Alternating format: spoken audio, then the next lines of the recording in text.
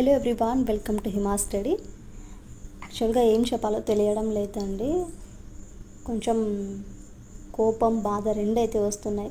ఎందుకంటారా, నేను half an hour కష్టపడి video అయితే క్లాస్ అనేది చాలా నీట్గా అర్థమయ్యేలాగా ప్రతి ఒక్కరికి ఈజీ వేలో అనేది ఎక్స్ప్లెయిన్ చేశానండి. దరిద్రము మనం అంటారు, మన పెద్దవాళ్ళు అంటారు చూడండి, దరిద్రం మనకంటే 2 అడుగులు ముందు ఉంటుందని. ఒక్కోసారి ఆ సామెత అయితే భలే కరెక్ట్గా సెట్ అవుతుంది. క్లాస్ అంతా బాగా ఎక్స్ప్లెయిన్ చేసి నీట్గా ఇంకా అప్లోడ్ చేద్దాంలే ఎడిటింగ్ చేసుకుని చేద్దామనుకుంటే వాయిసే వినపలేదు. క్లాస్ ఏమో రన్ అవుతుంది, మ్యూట్లో పడిపోయింది.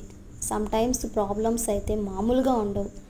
ఒక్కోసారి రికార్డ్ కాదు, వాయిస్ ఏమో ఉంటుంది. ఇంకోసారి అయితే మ్యూట్ పడిపోతుంది, కొంచెం కూడా వినపడుకోకుండా. పర్లేదులేండి, ప్రాబ్లమ్స్ కామన్, ప్రతి ఒక్కరికి ప్రతిదీ కామన్ మనకు. బట్ ప్రాబ్లమ్స్ వస్తాయనేసి మనం అక్కడే ఆగిపోలేం కదా. మనం మనల్ని మోటివేట్ చేసుకోవాలి, ఫేస్ చేయాలి. ఎవ్రీ ప్రాబ్లమ్ని కూడా మనమే ఫేస్ చేయాలి, ప్రాబ్లం ఏదైనా కానీ. సరే, లాస్ట్ టాపిక్లో అయితే చూడండి, ఇప్పుడు ప్రజెంట్ మనం చేసుకునే టాపిక్ వచ్చేసి 5th టాపిక్, అంటే 5th చాప్టర్ శీతోష్ణ స్థితి ఉంది కదా. ఆ టాపిక్ నుండి లాస్ట్ మనకు ఉష్ణోగ్రత, వాతావరణ పీడనం గురించి అయితే నేర్చుకుందాం కదా. ప్రజెంట్ వచ్చేసి పవనాలు, విండ్స్ గురించి అయితే నేర్చుకుందాం. అలాగే క్లాస్ స్టార్ట్ చేయబోయే ముందు కొత్తగా మన ఛానల్ని ఫస్ట్ టైం కనుక చూసినట్లయితే లైక్ చేయండి, షేర్ చేయండి, సబ్స్క్రైబ్ చేయండి. కామెంట్ మాత్రం ఖచ్చితంగా చేయండి, మీ క్లాస్ యూస్ అయిందో లేదో అనేసి తప్పకుండా నాతో షేర్ చేసుకోండి. సో మనకు పవనాలు ఇక్కడే చూడండి, పవనాలు అని ఉంది కదా. డైరెక్ట్గా మనకు వ్యాపార పవనాలు, పశ్చిమ పవనాలు, ధ్రువ పవనాలు, ఇలా రకరకాల పేర్లతో పవనాలు అయితే ఉన్నాయి. అలాగే మనం అప్పుడప్పుడు వింటూ ఉంటాం ఋతుపవనాలు అనేసి. దానితో పాటు స్థానిక పవనాలు అనేవి కూడా ఉన్నాయి. అసలు ఏంటి ఈ పవనాలు, దాని గురించి డిస్కస్ చేస్తాం. ఫస్ట్ పవనాలంటే మనకు క్షితిజ సమాంతరంగా వీచే గాలినే పవనం అంటారు. సమాంతరంగా వీచే గాలిని పవనం అంటారు. అంటే అధిక పీడన ప్రదేశం నుండి అల్పపీడన ప్రదేశం వైపుకు అనేది మనకి గాలులు అనేవి వీస్తాయి, పవనాలు. అధిక పీడన ప్రదేశం నుండి అల్పపీడన ప్రదేశం వైపు వీస్తాయి. అలా దీనినే మనము పవనాలు అంటారు. అధిక పీడనం నుండి అల్పపీడన ప్రాంతానికి వీచే గాలినే పవనాలు అంటారు. అందులో మనకు చెప్పుకోవాల్సినవి ఏంటంటే, ఫస్ట్ వన్ ప్రపంచ పవనాలు, ఋతుపవనాలు, స్థానిక పవనాలు. ఈ 3 కూడా చాలా చాలా ఇంపార్టెంట్ అండి. ఏంటంటే ప్రపంచ, ఋతుపవన, స్థానిక పవనాలు, ఈ 3 కూడా ఇంపార్టెంట్ మనకి. అలాగే ఇక్కడ చూసినట్టుగా అయితే మనకు మనకు ఈ యొక్క పవన యొక్క వేగాన్ని మైళ్ళల్లోనూ కిలోమీటర్లోనూ ఎనియోమీటర్లతో కొలుస్తారు. పవనం యొక్క వేగాన్ని మైళ్ళల్లోనూ కిలోమీటర్లోనూ దేని ద్వారా అయితే కొలుస్తారండి? ఎనియోమీటర్ ద్వారా కొలుస్తారు. అలాగే పవనం యొక్క వీచే దిశను సూచించే పరికరాన్ని పవన సూచి, విండ్రోమ్ అంటారు. పవనం వీచే దిశను సూచించే పరికరాన్ని పవన సూచి అంటారు. సమ్టైమ్స్ మనకు ఋతుపవనాలు, గాలులు ఇటు సైడ్ నుండి వీస్తా, ఇటు సైడ్ వీస్తా అనేసి ఒక చూపిస్తారు కదా, వాటిని మనకు విండ్రోమ్ అంటారు, పవన సూచి అంటారు. అలాగే ఈ యొక్క ప్రపంచ పవనాలు అధిక పీడనం నుండి అల్పపీడన మేఘల వైపు క్రమ పద్ధతిలో స్థిరంగా నిత్యం వీచే పవనాలనే ప్రపంచ పవనాలు, ప్లానెటరీ విండ్స్ అంటారు. అందులో మనకు ఇంపార్టెంట్ అయినవి ఏంటంటే వ్యాపార పవనాలు. వీటినే మనము వాణిజ్య పవనాలు అనేసి అంటారు. ఈ యొక్క వ్యాపార పవనాలనే వాణిజ్య పవనాలు అంటారు. అలాగే సెకండ్ వన్ పశ్చిమ పవనాలు, వెస్టర్ లైట్స్. థర్డ్ ఋతుపవనాలు, పోలార్ విండ్స్. ఇక్కడ చిన్నగా మీకు అర్థం అవ్వడానికి కోసం అయితే బాక్స్లో అయితే రాసాను చూడండి.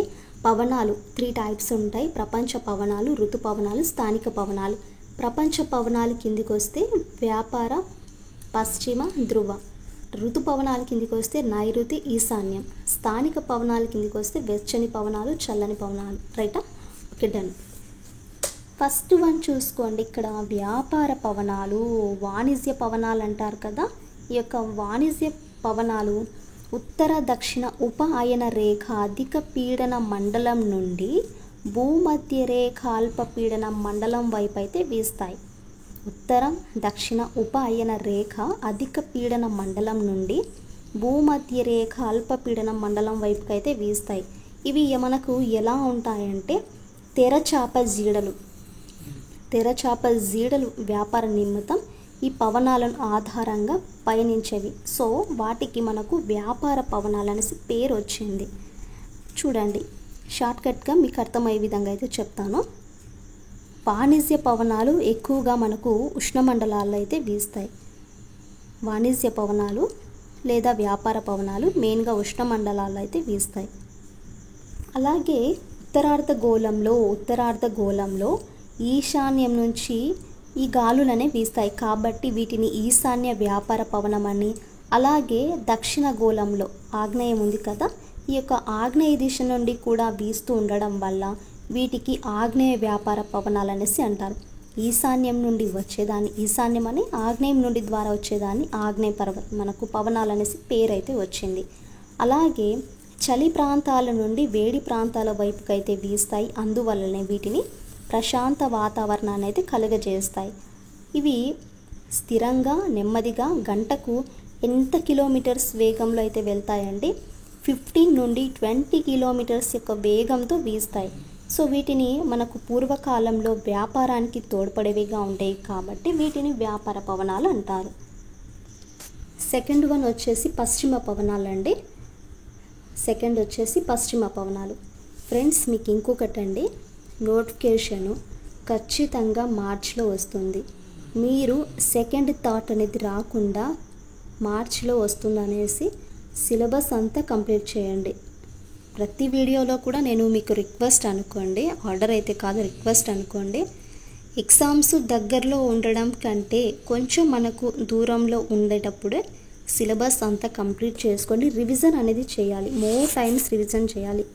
మ్యాక్సిమం మనకి ఇప్పుడు చెప్పాలంటే రివిజన్ చేసే టైం అండి. బట్ ఏంటంటే మనకు ఇంటర్ టెక్స్ట్ బుక్స్ అంత ఈజీగా దొరకలేదు, అది అందరికీ తెలుసు. 6th నుండి 10th క్లాస్ వరకు ఆల్రెడీ పాత వాళ్ళు అయితే చదివేస్తుంటారు. బట్ కొత్తగా రీసెంట్గా టెట్ రాసిన వాళ్ళు ఉంటారు కదా, 6th నుండి ఇంటర్ వరకు చదవాలి. కాబట్టి టైంని మీరు ఎక్కడా కూడా వేస్ట్ చేయకండి. దయచేసి వేస్ట్ చేయకోకుండా ఎవ్రీ మినిట్ మన కోసము మన ఖచ్చితంగా నోటిఫికేషన్ వచ్చేసరికి మన యొక్క సిలబస్ అనేది కంప్లీట్ చేయాలి.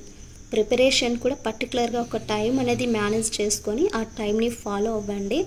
ఒక 3 months 2 months మనది కాదు అనుకునే ఖచ్చితంగా ప్రిపేర్ అవ్వండి. ఓకేనా అండి? సరే, మరి పశ్చిమ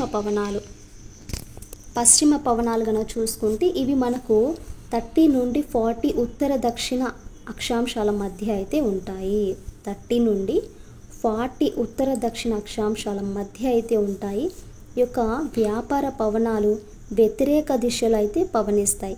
అంటే మనకు వ్యాపార పవనాలకి ఈ యొక్క పశ్చిమ పవనాలు అనేవి ఆపోజిట్ డైరెక్షన్, వ్యతిరేక దిశలో వీస్తాయి కాబట్టి వీటిని ప్రతి వ్యాపార పవనాలు అని అంటారు.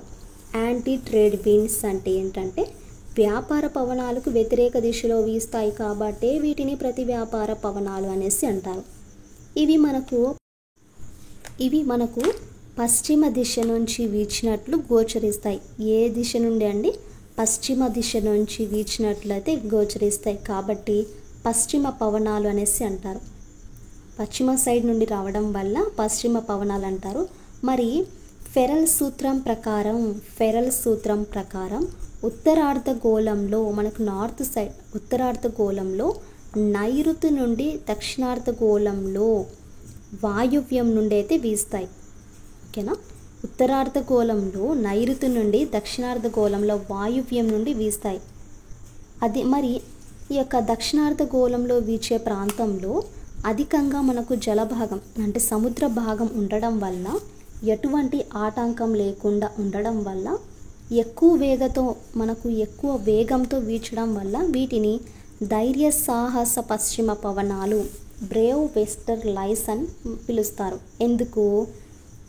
ఇక్కడ దక్షిణార్ధగోళంలో పవనాలు అనకు జలభాగం అనేది ఉంటుంది. అక్కడ ఉండి దాని నుండి మనకి ఎటువంటి ప్రాబ్లం లేకుండా, ప్లస్ అక్కడ ఉండే యొక్క గాలుల వేగం కాకుండా వీటన్నిటిని కూడా తట్టుకుంటుంది. సో కాబట్టి వీటిని ధైర్య సాహస పశ్చిమ పవనాలు అనేసి పిలుస్తాంట. బ్రేవ్ వెస్టర్లైస్ అని దేనికి నేమండి? పశ్చిమ పవనాలకి. అలాగే భీకర శబ్దాలతో భీకరమైన శబ్దాలు వీస్తుంటాయి ఒక్కోసారి గాలులు అనేవి. ఆ యొక్క భీకరమైన శబ్దాల యొక్క వేగంగా వీచే పవనాలను గర్జించే 40లు రోరింగ్ 40s అని పిలుస్తారు. ఈ యొక్క పశ్చిమ పవనాలనేసి గర్జించే 40లు అనేసి కూడా పిలుస్తారండి. దీనికి బలం తక్కువగా ఉంటుంది, వేగం కూడా తక్కువగానే ఉంటుంది. మరి యొక్క దీని లక్షణాలు చూసుకుంటే మనకి ఎలా ఉంటాయండి? వ్యాపార పవనాలతో పోల్చితే వీటి వేగం అనేది ఎక్కువ, స్థిరత్వము తక్కువగా ఉంటుంది. వీటి వేగం అనేది ఎక్కువగా ఉంటుంది, స్థిరత్వం అనేది తక్కువగా ఉంటుంది. అలాగే ఉష్ణమండలం నుంచి అతి శీతల ప్రాంతాల వైపు నీటి ఆవిరి బాగా గ్రహించి ఖండాలు పశ్చిమ వైపున అది మనకు వర్షాన్ని అయితే కలుగజేస్తాయి. ఈ తూర్పు భాగంలో వర్షాఛాయ ప్రాంతాలు, ఎడారులు అనేవి ఏర్పడ్డాయి. ఈ పవనాల వల్ల మధ్యధర ప్రాంతానికి వర్షం అనేది సంభవిస్తుంది. నెక్స్ట్ ధ్రువ పవనాలు, పోలార్ విండ్స్. ఈ పోలార్ విండ్స్ కన్నా చూసుకుంటే ఉత్తర దక్షిణ ధ్రువాల నుంచి, ఉత్తరము దక్షిణ ధ్రువాల నుంచి సమశీతోష్ణ మండలం అల్పపీడన మేఘల వైపు వీచే పవనాలనే ధ్రువ పవనాలు అంటారు. ఇక్కడ మనకు నార్త్ పోల్, సౌత్ పోల్ ఉంటుంది కదా, యాక్సిస్ అనేది. ఈ యొక్క ఉత్తర దక్షిణ ధ్రువాల నుంచి సమశీతోష్ణ మండలం అల్పపీడన మేఘల వైపు వీచే పవనాలనే ధ్రువ పవనాలు అంటారు. మరి యొక్క ఫెరల్ సూత్రాన్ని అనుసరిస్తే ఉత్తరార్ధగోళంలో ఈశాన్యం నుండి, దక్షిణార్ధగోళంలో ఆగ్నేయం నుండి గాలులు అనేవి వీస్తాయి. కాబట్టి వీటిని ఈశాన్య ధ్రువ పవనాలు, ఆగ్నేయ ధ్రువ పవనాలు అనేసి పేరు కూడా అయితే ఉంది. వీటినే మనము తూర్పు పవనాలు కూడా అంటాం. ఈస్టర్లైస్ అని దేనికి నేమండి? పోలార్ విండ్స్కి అయితే ఉంటుంది. మరి లక్షణాలు చూసుకోండి. ఇక్కడ వేగం అనేది తక్కువగా ఉంటుంది, స్థిరత్వం కూడా తక్కువగా ఉంటుంది. ధ్రువ ప్రాంతాల నుంచి వీచడం వల్ల చల్లగా అయితే ఉంటుంది. ఉష్ణ పవనాలను కలిసిన చోటే తుఫానులు అనేవి ఏర్పడతాయి. నెక్స్ట్ ఋతుపవనాలు. చాలా ఎక్కువగా మనం చాలా సందర్భాల్లో నేమ్స్ అయితే వింటాం కదా, మాన్సూన్ సీజన్ స్టార్ట్ అయింది అనేసి. Monsoon or seasonal winds same, రెండు కూడా ఒకటే. అసలు ఏంటండి ఈ ఋతుపవనాలు అంటే, ఎలా ఏర్పడతాయి అని చూసుకుంటే సంవత్సరంలో కొంతకాలానికి, కొంత ప్రాంతానికి, జస్ట్ లిమిటెడ్గా ఒక నీటి ఆవిరితో ఋతువును అనుసరించి సీజన్ను అనుసరించి పవనాలు అనేవి ఋతుపవనాలు అంటారు. అంటే ఆ సీజన్ను అనుసరించే పవనాలనే ఋతుపవనాలు అంటారు. మరి ఋతువును అరబీ భాషలో మనం మౌసం అంటారు కదా, సో మౌసం అని అంటారు. అరబీ భాషలో మౌసం అంటారు కాబట్టి దీన్ని మాన్సూన్స్ అని పిలుస్తారు. ఓకేనా. ఈ ఋతుపవనాల వల్ల ఆగ్నేయంలో ఆసియా దేశాలైన ఇండియా, పాకిస్తాన్, నేపాల్, బంగ్లాదేశ్, భూటాన్, శ్రీలంక మొదలైన దేశాల్లో వర్షాలు అనేవి కురుస్తాయి. ఈ యొక్క ఋతుపవనాల వల్ల ఆగ్నేయం అంటే ఫర్ ఎగ్జాంపుల్ ఇది మనకు చూడండి, నార్త్, సౌత్, ఈస్ట్, వెస్ట్, ఆగ్నేయం సైడ్ అంటే ఇటు సైడ్ ఉంటుంది కదా. ఈ యొక్క ఆగ్నేయం సైడ్లో ఏ దేశాలైతే ఉంటాయి, ఇండియా కానీ, పాకిస్తాన్, నేపాల్, బంగ్లాదేశ్, ఇలా ఈ యొక్క దేశాలలో అనేవి వర్షాలు అనేవి కురుస్తాయి. ఈ వర్షాలు ఏర్పడడానికి 2 రీజన్స్ అయితే ఉన్నాయండి. ఫస్ట్ రీజన్ చూసుకుంటే బాగా చూడండి, ప్రతిదీ కూడా ఇంపార్టెంటే, కాన్సన్ట్రేట్గా చూడాలి. ఓకేనా. భూమి, నీరు విభిన్న రీతులలో వేడెక్కడం, చల్లబడటం ద్వారా ట్రోపో ఆవరణంలో జెట్ యొక్క వాయు ప్రవాహాల వల్ల మనకి యొక్క ఋతుపవనాలు ఏర్పడడానికి 2 రీజన్స్. అండ్ అలాగే మనకు దీని యొక్క కారణాలు చూసుకున్నాం కదా. భారతదేశానికి 3 వైపులా సముద్రాలు, ఉత్తరాన హిమాలయాలు అయితే ఉన్నాయి కదా, వాటి ద్వారా కూడా మనకు 2 శాఖలుగా అయితే విభజించబడ్డాయి. ఈ యొక్క ఋతుపవనాలు అనేవి 2 శాఖలుగా విభజించారు. అందులో ఇందాక మనం చెప్పుకున్నాం కదా, నైరుతి ఋతుపవనాలు అలాగే ఈశాన్య ఋతుపవనాలు అనేవి 2 టైప్స్ అయితే ఉన్నాయి. నెక్స్ట్ లోకల్ విండ్స్ అండి, స్థానిక పవనాలు. లోకల్ విండ్స్ కన్నా చూసుకుంటే ఒక ప్రాంతంలోని నైసర్గిక స్థితి భూజల విస్తరణను బట్టి ఉష్ణోగ్రతలోను వాయుపీడనంలోని మార్పులు చెందడం వల్ల వివిధ రకాలైన పవనాలు అనేవి ఏర్పడతాయి. అంటే ఫర్ ఎగ్జాంపుల్ స్థానికంగా లోకల్గా ఉండే దాంట్లో అక్కడ ఉండే స్థితి అలాగే భూజలం యొక్క విస్తరణను బట్టి టెంపరేచర్లు అలాగే మన వాయుపీడనంలో సమ్టైమ్స్ చేంజెస్ అవ్వడం వల్ల అక్కడ కొన్ని రకాలైన పవనాలు గాలులు అనేవి ఏర్పడతాయి. ఇవి ఆయా ప్రాంతాలకి పరిమితం కావడం వల్ల అంటే ఒక్కో ప్రాంతానికి పరిమితం కావడం వల్ల వీటిని స్థానిక పవనాలు అనేసి పేరు అయితే వచ్చింది. అందులో మళ్ళీ మనకు 3 టైప్స్ అయితే ఉన్నాయండి. ఈ స్థానిక పవనాల్లోనే కొన్ని రకాలైతే ఉన్నాయి. వాటిని చూద్దాం ఇప్పుడు. Land and sea breezes. First one వచ్చేసి స్థల జల పవనాలు. సెకండ్ వచ్చేసి సరస్సు సమిర లేక్ బ్రీజెస్. థర్డ్ పర్వతలోయ పవనాలు మౌంటైన్ వ్యాలీ బ్రీజెస్. సో ఇలా మనకు 3 టైప్స్ ఉన్నాయి. ఈ 3 టైప్స్ గురించి ఏంటో చూద్దాం. ఫస్ట్ అంటే ఏంటంటే ఇక్కడ స్థల జల పవనాలు land and sea breezes. Land and sea breezes వీటిని భూ సముద్ర పవనాలని కూడా పిలుస్తారు. భూ సముద్ర పవనాలు అనేసి పిలుస్తారు. వేటిని స్థల జల పవనాలను. భూ అంటే మనకు భూమి సముద్రం ఒకే విధంగా వేడెక్కవు. భూమి సముద్రం కంటే త్వరగా వేడెక్కి త్వరగా చల్లారుతుంది. భూమి సముద్రం కంటే త్వరగా వేడెక్కి త్వరగా చల్లారుతుంది. పగలు భూమి సముద్రం కంటే ఎక్కువగా వేడిగా ఉండడం వల్ల అల్పపీడనం అనేది ఏర్పడుతుంది. అప్పుడు సముద్రం మీద నుంచి పవనాలు అనేవి వీస్తాయి. వీటినే సముద్ర పవనాలు లేదా జల పవనాలు అంటారు. మరొకసారి చూడండి. భూమి సముద్రం కంటే ఎక్కువ వేడిగా ఉండడం వల్ల ఈ అల్పపీడనాలు అనేవి ఏర్పడతాయి. అప్పుడు ఈ యొక్క సముద్రం నుంచి మనకు పవనాలు అనేవి వీస్తాయి. వీటినే మనము సముద్ర పవనాలు లేదా జల పవనాలు అంటారు. ఇదిగోండి ఇక్కడ డయాగ్రామ్స్ ఇచ్చారు క్లియర్గా. క్లాస్ కాన్సన్ట్రేట్గా వింటే ప్రతిదీ కూడా ఈజీగా అర్థమవుతుంది అండి.